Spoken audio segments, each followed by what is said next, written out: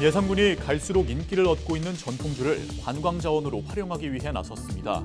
전통주 연구소를 유치한 데 이어 체험단지를 조성할 계획입니다.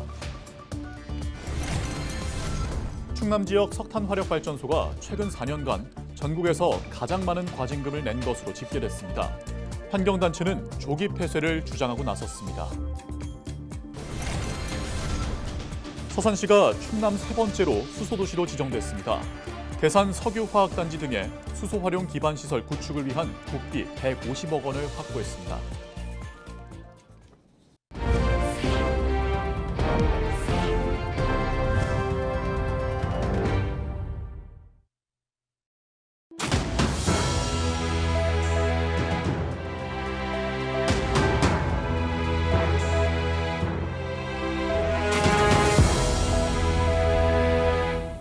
시청자 여러분 안녕하십니까? 헬로티비 충남 뉴스입니다. 예산시장에 이어 최근 열린 예산 맥주 축제까지 예산군을 찾는 방문객들의 발길이 끊이지 않고 있습니다. 이번엔 예산군이 전통주 산업에 뛰어들기로 했는데요. 전통주 연구소와 체험단지 등을 조성해 전통주 시장을 키울 계획입니다. 이미정 기자입니다. 뽀얀 빛깔의 막걸리들이 줄지어 서 있습니다. 예산군 특산품인 사과를 이용해 만든 막걸리입니다. 예산시장에 입점한 막걸리 업체인데 지난해 이곳에서 판매한 막걸리만 모두 100만 병입니다. 전통주 시장 규모도 해마다 커지고 있습니다. 국내 전통주 시장 규모는 2020년 627억 원에서 2022년에는 1629억 원, 2배 이상 커졌습니다. 전통주를 찾는 소비자가 늘면서 예산군이 전통주 산업 키우기에 나섰습니다. 전통주 관련 체험시설을 조성해 관련 기관과 관광객 유치에 나선 겁니다. 먼저 서울에 있던 국내 최초 전통주 교육기관인 한국전통주연구소를 지난달 유치했습니다. 지난해 연구소 주관 대한민국 명주대상을 예산에서 개최한 게 2년이 됐습니다. 연구소에서는 누룩 만들기 등 전통주 실습 교육과 창업 컨설팅 등 다양한 교육이 진행됩니다. 술을 공부한 사람들이 직접적으로 자기 술을 상품화하고 싶은 꿈을 가질 테니 그 사람들을 교육하고 상품화로 바로 연결시킬 수 있는 인큐베이터 역할을 하는. 더 나아가 예산군은 현재 조성 중인 전통주 체험단지와 옛 충남방적 부지를 연계해 전통주 체험 복합 문화단지를 만들기로 했습니다. 저희가 내년 10월 준공 목표로 전통주 체험단지를 구 대륜초등학교 폐교를 이용해서 조성을 하고 있는데요. 추후에는 이제 충남방적에다가 이제 전통주 양중장을 크게 만들어서 더 많은 관광객들이 오셔서 전통주가 어떻게 만들어지고 볼 수 있는 이제 그런 관광지를 만들려고 사업을 이렇게 구상하고 있습니다. 예산시장에 이어 전통주 체험 복합단지가 예산의 또 하나의 명소로 자리 잡을 수 있을지 주목됩니다. 헬로티비 뉴스 이미정입니다.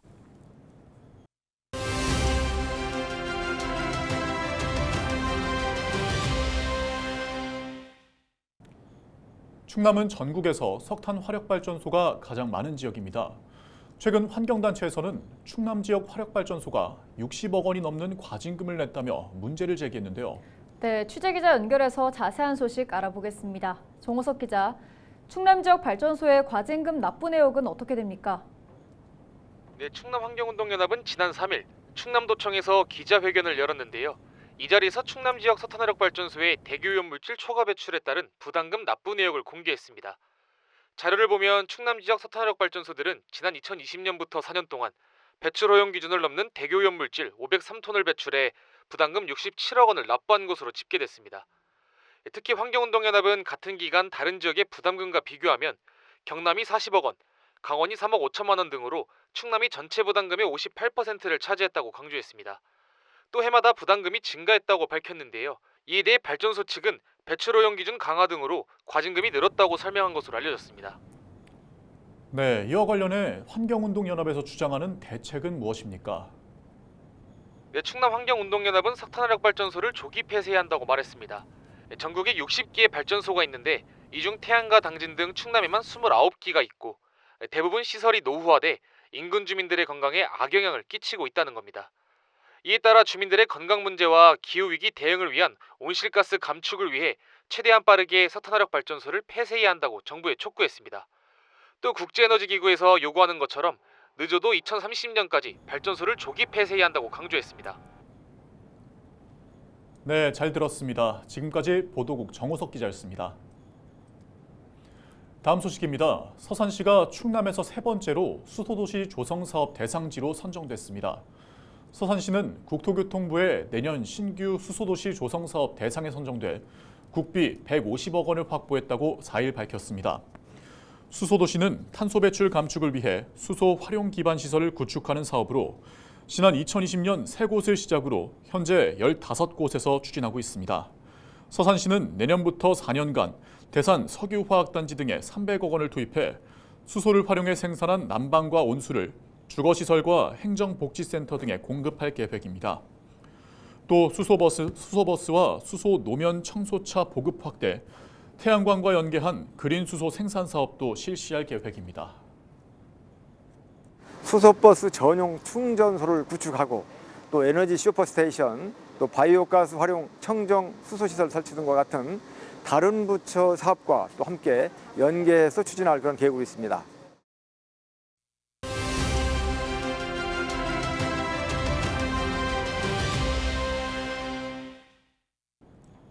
충남교육청이 9월 한 달 동안 마음챙김 활동을 통한 상담 주간을 운영합니다.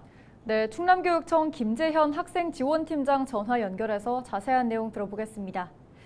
네, 안녕하십니까. 먼저 상담 주간이 어떤 건지부터 설명해 주시죠.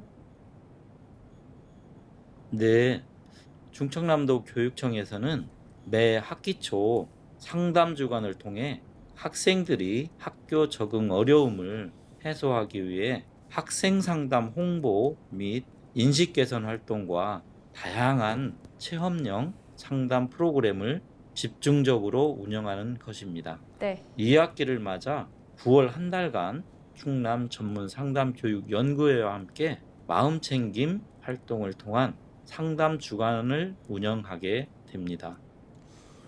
네, 충남 전문 상담 교육 연구회와 함께한다고 소개를 해주셨는데요. 구체적으로 상담은 어떻게 진행되는 겁니까?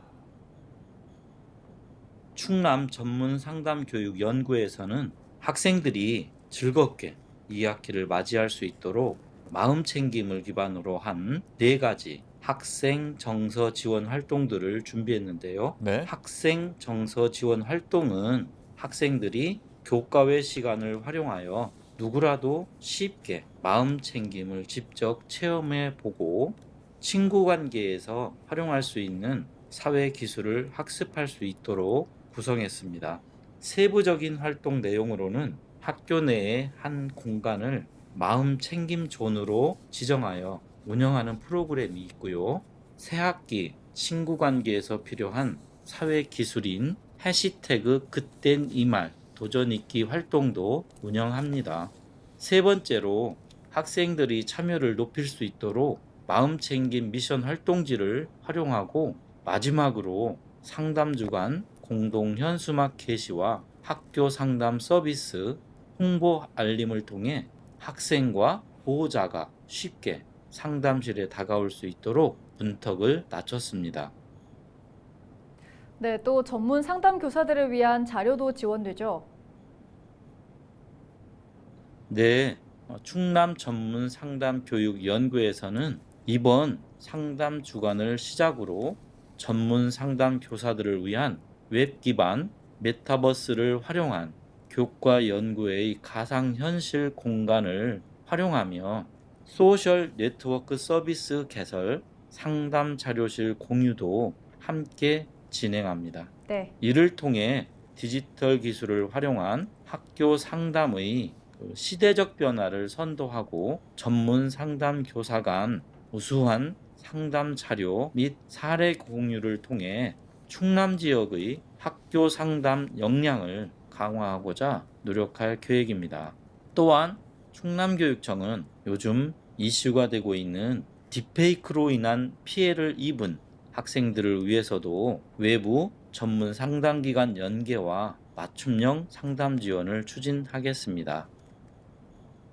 네, 잘 들었습니다. 지금까지 충남교육청 김재현 학생지원팀장과 이야기 나눴습니다.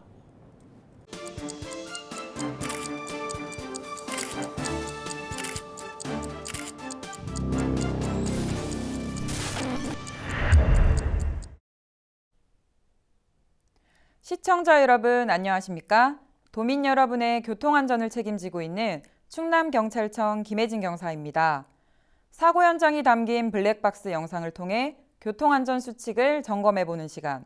오늘의 첫 번째 영상부터 만나보겠습니다. 지난 3월 당진의 한 도로, 2차로를 주행 중인 블랙박스 차량 전방에서 충돌 사고가 발생합니다. 2차로를 달리던 차량이 합류하려는 덤프트럭을 피해 1차로로 진로를 변경하려다 뒤늦게 1차로 직진 차량을 발견하고 다시 우측으로 방향을 틀면서 덤프트럭과 충돌한 상황인데요. 무리하게 진로를 변경하기보다는 합류하려는 차량에게 양보 운전을 하면서 서행했더라면 하는 아쉬움이 남는데요. 또 다른 진로 변경 사고 영상 이어서 보겠습니다.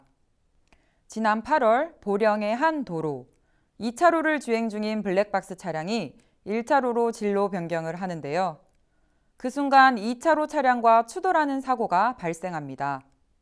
1차로 주행 차량이 차로 변경한 블랙박스 차량을 피해 2차로로 차로 변경을 하다 선행 차량을 추돌하고 그 충격으로 다시 블랙박스 차량과 부딪히는 사고인데요.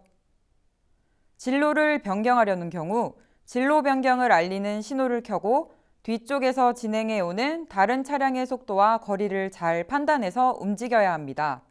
계속해서 다음 영상 보시죠. 지난 6월 논산의 한 도로에서 일어난 사고입니다. 블랙박스 차량, 자전거 도보 이용자를 피해 서행하는데요. 잠시 뒤 차량 통행 금지 팻말이 확인됩니다. 자전거 전용 도로임을 알 수 있는데요. 결국 얼마 못 가 커브를 돌아 나오던 자전거와 정면 충돌하는 사고가 발생합니다. 자동차와 자전거가 충돌하는 경우 자전거 운전자가 돌이킬 수 없는 피해를 입는 경우가 많기 때문에 더 각별한 주의를 당부드립니다. 오늘도 교통법규를 준수하는 안전운전 하시길 바랍니다. 지금까지 블랙박스로 본 교통안전 김혜진 경사였습니다.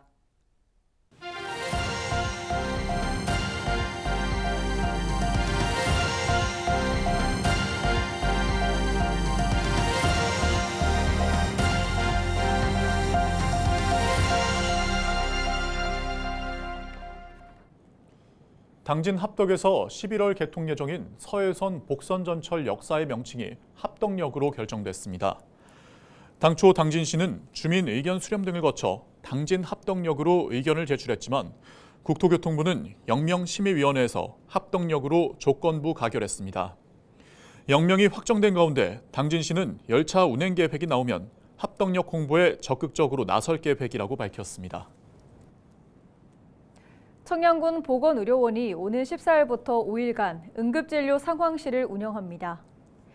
이번 운영은 추석 연휴 기간 환자의 진료 공백을 방지하고 시민의 진료 이용 불편을 최소화하기 위해 마련됐습니다. 의료원은 응급 환자의 상시 진료가 가능하도록 24시간 응급 진료 체계를 유지할 방침입니다. 또 의원 20곳과 약국 11곳을 문 여는 의원 약국으로 지정해 운영할 계획입니다. 연휴 기간 문 여는 의원과 약국 현황은 청양군과 청양군 보건의료원 홈페이지에서 확인할 수 있습니다.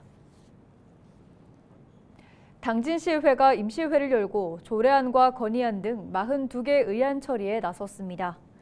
개회 첫날 시의회는 제2서해대교 특별위원회 위원장의 김선호, 탄소중립 녹색성장 특별위원회 위원장의 김명회, 드론산업 육성 특별위원회 위원장의 심희수 의원을 각각 선임했습니다. 또 김덕주 의원과 심희수 의원이 5분 자유 발언을 통해 각각 전기차 화재 예방 대책과 수소경제 활성화를 위한 정책 마련을 촉구했습니다. 임시회는 오는 9일까지 이어집니다. 홍성군 의회가 열흘간의 임시회 일정을 모두 마무리했습니다. 이번 임시회에서는 9,364억 원 규모의 추가 경정 예산안을 종합심사하고 이를 원안 가결했습니다. 또 이틀 동안 주요 사업장 17곳을 방문해 주민 불편 사항을 점검하고 군에 해결 방안 모색을 당부했습니다. 폐회식에서는 신동규 의원이 5분 자유 발언으로 철마산 3.1 역사공원 지정을 촉구했습니다. 뉴스를 마칩니다. 고맙습니다.